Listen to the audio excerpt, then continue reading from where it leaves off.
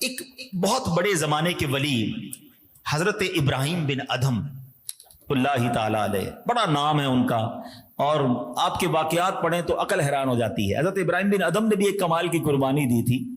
آپ کے بارے میں آتا ہے جب ایک زمانے میں بادشاہ تھے، بلخ کے بادشاہ تھے، اور آپ کی بادشاہی کا عالم یہ تھا، بہت بڑا محل، بڑے وزیر، جیسے نارملی بادشاہوں کا جاہ و جلال کر و فر ہوتا ہے، مگر آپ کی اصلاح کا سبب کیسے بنا کہ ایک اللہ والے ایک بزرگ آپ کے دربار میں آئے، اور دربار بڑا عالیشان سجا ہوا تھا، تو اس بزرگ نے آ کر کہا کہ یہ مسافر خانہ ہمیں اچھا نہیں لگا۔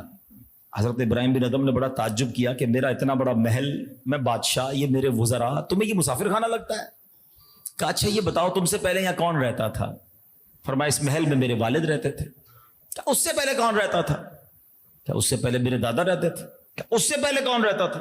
میرے پردادا رہتے تھے۔ تو بزرگ نے کہا بتاؤ پھر مسافر خانہ کسے کہتے ہیں؟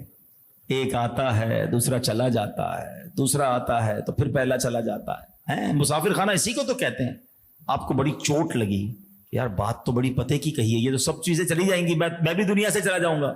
رات سوئے تو چھت پر کسی کے محل کی چھت پر چلنے کی آواز آئی۔ دیکھیں اللہ پاک کیسے کسی کی اصلاح کا سامان کرتا ہے۔ تو آپ نے کہا چھت پہ کون گھوم رہا ہے؟ اوپر سے آواز آئی ہمارا اونٹ کھو گیا ہے، وہ تلاش کر رہے ہیں۔ تو آپ نے کہا پاگل آدمی، کیا چھت پر بھی اونٹ ملتے ہیں؟ تو اوپر جو شخص تھا اس نے آواز لگائی کیا نرم بستر پر بھی اللہ کی معرفت ملتی ہے؟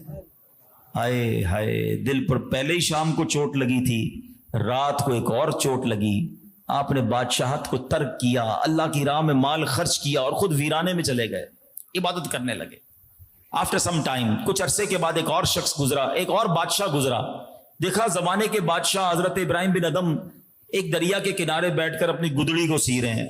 کہا اے ابراہیم، اتنے بڑے بادشاہ تھے، اتنے محل، اتنے نوکر چاکر سب چھوڑ کر یہ کیا کر رہے ہو؟ یہ کیسی زندگی گزار رہے ہو؟ آپ کے ہاتھ میں ایک سوئی تھی، آپ نے وہ سوئی نڈل دریا کے اندر ڈال دی اور فرمایا اے مچھلیوں میری سوئی لا کر دو۔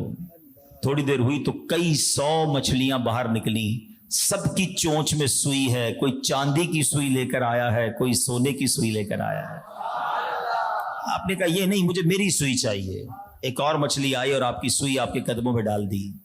حضرت ابراہیم بن ادھم نے اس بادشاہ سے کہا بتاؤ تمہاری بادشاہت اچھی ہے یا میری بادشاہت اچھی ہے؟ اللہ کی راہ میں جب کوئی جاتا ہے تو اللہ مخلوق کے دل میں، جانوروں کے دل میں بھی اس کی عزت ڈال دیتا ہے۔ یہی حضرت ابراہیم بن ادھم ہے۔ اور آپ کا ایک واقعہ سنیں کہ آپ نے اپنی زندگی کا بہت حصہ سفر میں گزارا۔ ایک مرتبہ بیت المقدس میں رات گزاری، مسجد اقصی میں۔ اب رات کسی پہر آپ آرام کر رہے تھے تو دیکھا کہ 2 فرشتے آئے۔ ایک فرشتے نے دوسرے فرشتے سے کہا کہ یہ کون سو رہا ہے، کون انسان ہے؟ تو دوسرے فرشتے نے کہا یہ حضرت ابراہیم بن ادھم ہے۔ فرشتے نے کہا وہی جن کا درجہ کم کر دیا گیا ہے۔ دوسرا فرشتہ کہتا ہے سبب کیا بنا؟ یہ تو بڑے اللہ کے ولی ہیں۔ کا بات یہ ہے کہ یہ بصرہ میں تھے اور انہوں نے ایک دکان سے کھجوریں خریدی، کھجوریں لے کر جانے لگے تو ایک کھجور انہیں راستے میں پڑی ہوئی ملی، تو یہ سمجھے میری گر گئی تھی، انہوں نے یہ کھجور کھا لی ہے۔ چونکہ وہ کھجور ان کی نہیں بلکہ دکاندار کی تھی، لہٰذا اللہ کریم نے اس ایک کھجور کے ناحق کھانے کے بدلے میں ان کو ان کے درجے سے معزول کر دیا۔ حضرت ابراہیم بن ادھم نے یہ سن لیا، آپ تو اٹھے اور فوراً بصرہ گئے، مسجد اقصی سے واپس بصرہ گئے، اور بصرہ جا کر وہ کھجور دکاندار کو لوٹائی، معافی بھی مانگی کہ آپ کی ایک کھجور میرے پاس آ گئی تھی۔ اب رات سوئے، پھر 2 فرشتوں کو دیکھا ہے۔ اب فرشتہ کہہ رہا ہے تمہیں پتا ہے ابراہیم بن ادھم کا درجہ بحال کر دیا گیا ہے کیونکہ اس نے کھجور واپس لوٹا دی ہے۔ پھر وہ درجہ دے دیا گیا ہے کہ جو ایک کھجور اس نے ناحق لی تھی جا کر حقدار کو لوٹا دی، اللہ نے پھر وہ مرتبہ عطا فرما دیا۔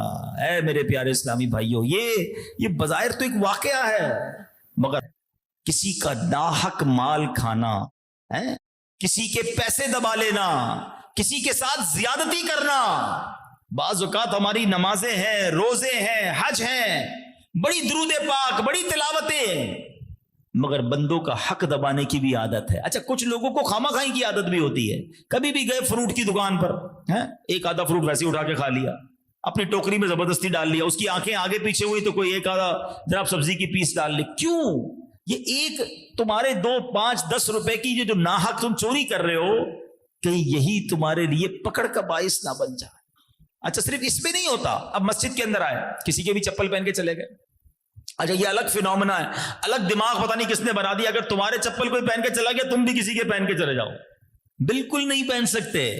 اگر ہمارے چپل کوئی پہن کر گیا اس نے ناجائز کیا، غلط کیا، گناہگار ہے، مگر اس کی اجازت آپ کو نہیں ہے کہ آپ کسی کے چپل پہن کے چلے جائیں۔ آپ نے بھی تو وہی کیا، اور آپ کو کیا پتا کہ آپ جس کے پہن کے جا رہے ہیں وہ وہی تھا جس نے آپ کی چوری کی، وہ تو آئے چوری کی نیت سے ہو۔ تو یہ بالکل ایک کھجور کے بدلے آپ دیکھیں یہ حال ہو گیا۔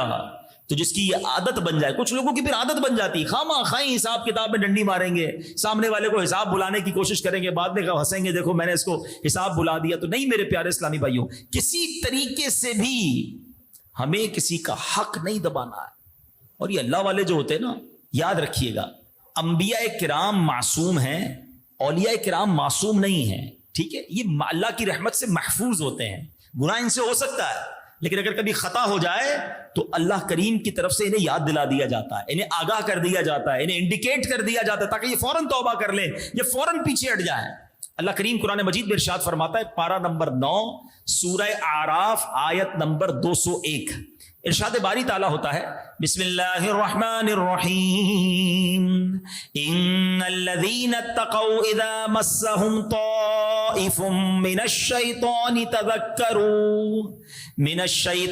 تذکروا فاذا هم مبصرون۔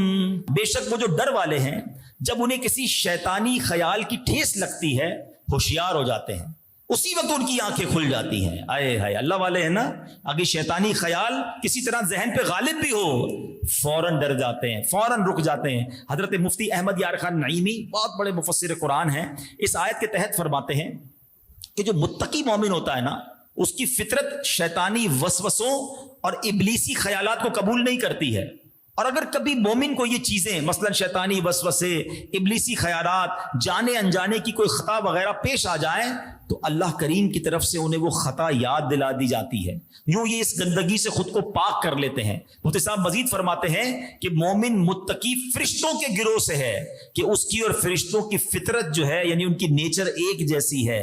یہ حضرات بشر صورت، ملک سیرت، آئے ہائے جملہ تو دیکھو، صورت انسانوں والی ہے اور سیرت فرشتوں والی ہے، اللہ ان جیسا ہمیں بنا دے۔